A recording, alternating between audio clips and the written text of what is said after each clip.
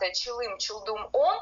По версии российских властей, он Продолжаю собственноручно снимать. уничтожил из стрелкового оружия 10 военнослужащих ВСУ и также 2 машины ВСУ. Потом говорят, Он мы не служит нацисты. в 55-й отдельной мотострелковой бригаде. Вот мы видим ее сейчас на экране. Эта бригада причастна Убийца. к пыткам людей в селе Ягодное в Черниговской области.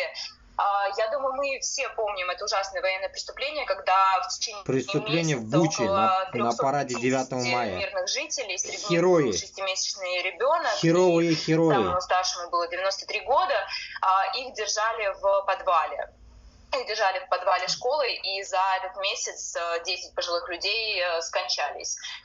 И 9 военных этой бригады, 55-й отдельной мотострелковой, их сейчас обвиняют в военных преступлениях.